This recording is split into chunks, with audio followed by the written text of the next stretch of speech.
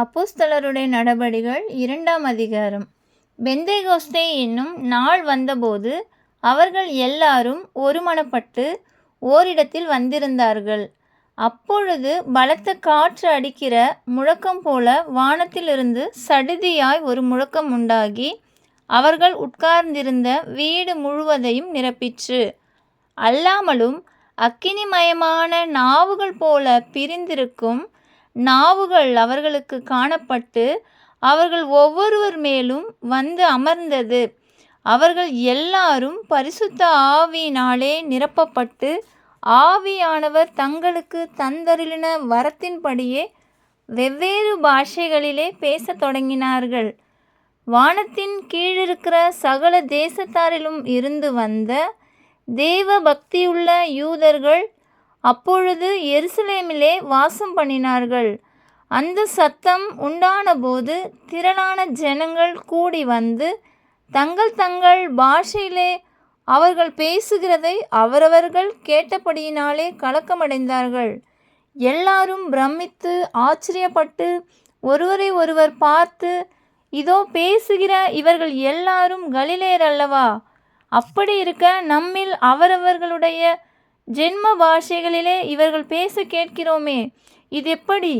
பார்த்தரும் மேதரும் எலாமித்தரும் Mesopotamia, யூதேயா, Cappadocia, பொந்து, Asia, பிரிகியா, Pamphylia, எகிப்து என்னும் தேசத்தார்களும் சிரேனே பட்டணத்தை சுற்றியிருக்கிற லிபியாவின் திசைகளிலே குடியிருக்கிறவர்களும் இங்கே சஞ்சரிக்கிற ரோமாபுரியாரும் யூதரும் யூத மார்க்கத் அமைந்தவர்களும் கிரேத்தரும் அரபியருமாகிய நாம் நம்முடைய பாஷைகளிலே இவர்கள் தேவனுடைய மகத்துவங்களை பேச கேட்கிறோமே என்றார்கள். எல்லாரும் பிரமித்து சந்தேகப்பட்டு இது என்னமாய் முடியுமோ என்று ஒருவரோடு ஒருவர் சொல்லிக்கொண்டார்கள். மற்றவர்களோ இவர்கள் மதுபானத்தினால் நிறைந்திருக்கிறார்கள் என்று பரியாசம் பண்ணினார்கள். அப்பொழுது பேதுரு 11 கூட நின்று அவர்களை நோக்கி உரத்த சத்தமாய், யூதர்களே, எருசலேமில் வாசம் பண்ணுகிற ஜனங்களே, நீங்கள் எல்லாரும் அறிந்து கொள்வீர்களாக, என் வார்த்தைகளுக்கு செவி கொடுங்கள்.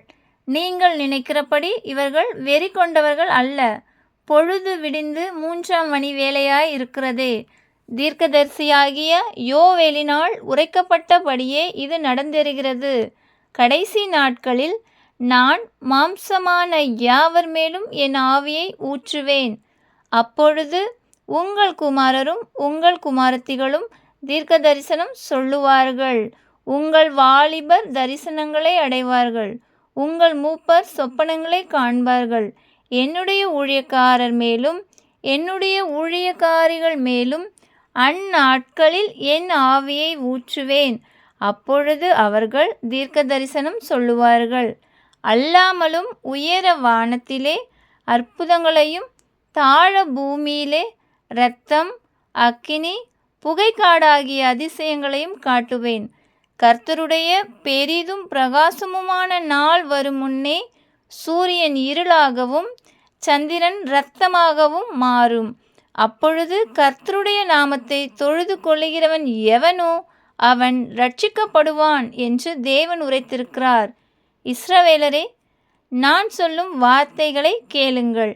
நீங்கள் அறிந்திருக்கிறபடி நஸ்ரேனாகிய இயேசுவை கொண்டு தேவன் உங்களுக்குள்ளே பலத்த செய்கைகளையும் அற்புதங்களையும் அடையாளங்களையும் நடப்பித்து அவைகளினாலே அவரை உங்களுக்கு வெளிப்படுத்தினார். அப்படி இருந்தும் தேவன் நிர்ணயித்திருந்த ஆலோசனையின்படியேயும் அவருடைய முன்னறிவிப்பின்படியேயும் ஒப்பு கொடுக்கப்பட்ட அந்த இயேசுவை நீங்கள் பிடித்து அக்கிரமக்காரருடைய கைகளினாலே சிலுவையில் ஆணி அடித்து கொலை செய்தீர்கள். தேவன் அவருடைய மரண உபாதிகளின் கட்டை அவிழ்த்து அவரை எழுப்பினார். அவர் மரணத்தினால் கட்டப்பட்டிருக்க கூடாதிருந்தது. அவரை குறித்து தாவீது, கர்த்தரை எப்பொழுதும் எனக்கு முன்பாக நிறுத்தி நோக்கி கொண்டிருக்கிறேன். நான் அசைக்கப்படாதபடி அவர் என் வலது பாரிசத்திலே இருக்கிறார். அதனாலே என் இருதயம் மகிழ்ந்தது, என் நாவு களிகூர்ந்தது, என் மாம்சமும் நம்பிக்கையோடே தங்கியிருக்கும். என் ஆத்துமாவை பாதாளத்தில் விடீர், உம்முடைய பரிசுத்தர் அழிவை காண ஒட்டீர். ஜீவ மார்க்கங்களை எனக்கு தெரியப்படுத்தினீர், உம்முடைய சன்னிதானத்திலே என்னை சந்தோஷத்தினால் நிரப்புவீர் என்று சொல்கிறான். சகோதரரே, கோத்திர தலைவனாகிய தாவீதை குறித்து நான் உங்களுடனே தைரியமாய் பேசுகிறதற்கு இடம் கொடுங்கள். அவன் மரணமடைந்து அடக்கம் பண்ணப்பட்டான். அவனுடைய கல்லறை இந்நாள் வரைக்கும் நம்மிடத்தில் இருக்கிறது.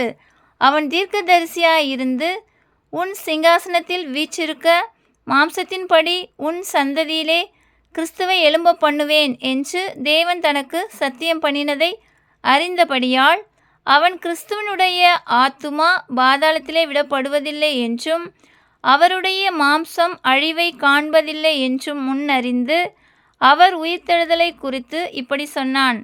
இந்த இயேசுவை தேவன் எழுப்பினார், இதற்கு நாங்கள் எல்லாரும் சாட்சிகளாயிருக்கிறோம்.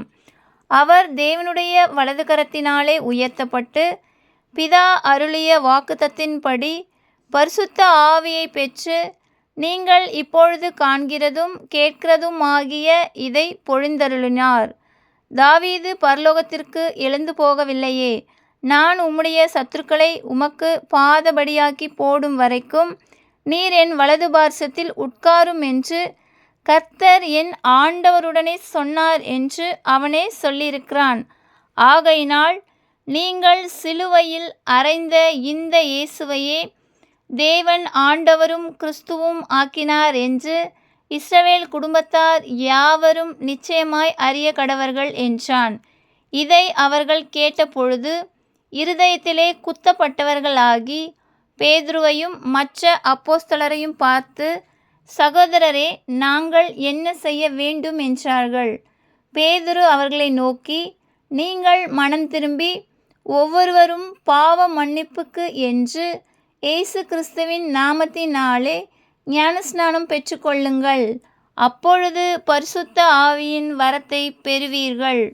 வாக்குத்தத்தமானது உங்களுக்கும் உங்கள் பிள்ளைகளுக்கும் நம்முடைய தேவனாகிய கர்த்தர் வரவழைக்கும் தூரத்தில் உள்ள யாவருக்கும் உண்டாயிருக்கிறது என்று சொல்லி இன்னும் அநேக வார்த்தைகளாலும் சாட்சி கூறி, மாறுபாடுள்ள இந்த சந்ததியை விட்டு விலகி உங்களை இரட்சித்து கொள்ளுங்கள் என்று புத்தி சொன்னான். அவனுடைய வார்த்தையை சந்தோஷமாய் ஏற்றுக்கொண்டவர்கள் ஞானஸ்நானம் பெற்றார்கள்.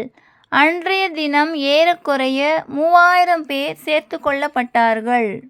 அவர்கள் அப்போஸ்தலருடைய உபதேசத்திலும் அந்யோன்யத்திலும் அப்பம் பிட்குதலிலும் ஜெபம் பண்ணுதலிலும் உறுதியாய் தரித்திருந்தார்கள்.